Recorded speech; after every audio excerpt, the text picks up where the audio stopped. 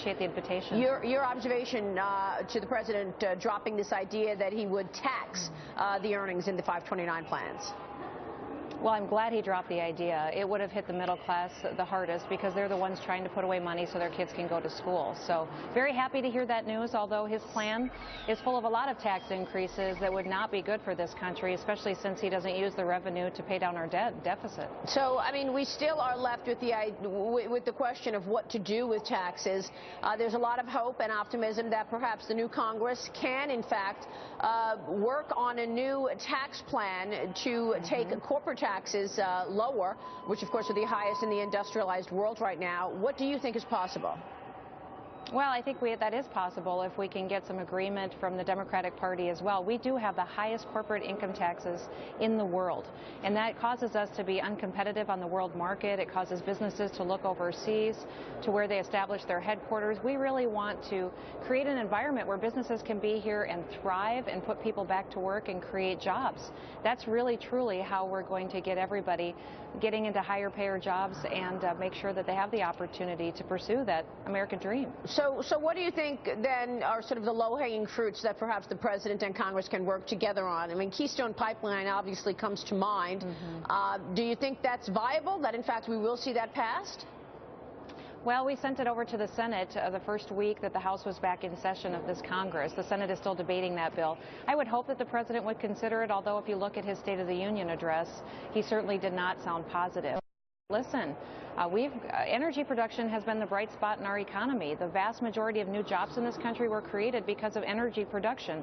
But it wasn't on federal lands. It was on state lands, and it was in states that people made the decision to pursue using those American energy resources, even though the administration is pushing hard back against it. I guess, you know, the question now becomes, with oil prices having fallen as much as they have, 55% lower, does the urgency become less pressing to have more oil?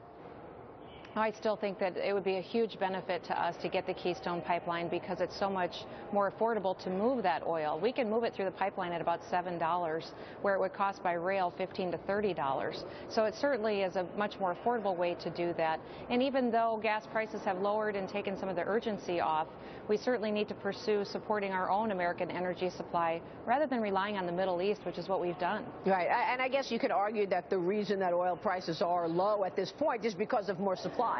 So that would only be a further positive. Let's talk trade. There are a number of trade deals on the docket that we could see actually get done. Is that an area of optimism for the two sides to work together?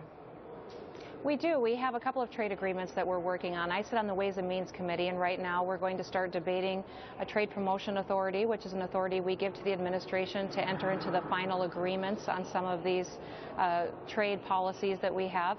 We're hopeful that Republicans and Democrats can come together and support giving the administration that kind of authority, because there's really no way to finalize these deals unless we give the administration some of the opportunities to negotiate some of the barriers that we face with other countries. But once that happens, it comes back to Congress for another vote of approval, up or down, and so we have the opportunity to be that check and balance once these trade agreements come together. Do you see a different rapport between the president and you and your colleagues in Congress? No.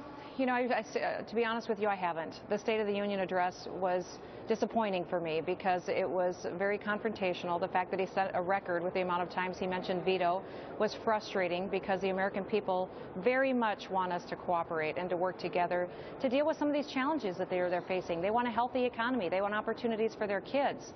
They're trying to get by living paycheck to paycheck, and it's almost as though the president doesn't recognize that we've got to have some solutions that get put into place so that they can start to see some of those benefits. I don't know. I'm baffled by that. Congresswoman, good to have you on the program. Thanks very much. We look forward to talking more. Congresswoman Kristi Noem joining us, South Dakota. Still ahead.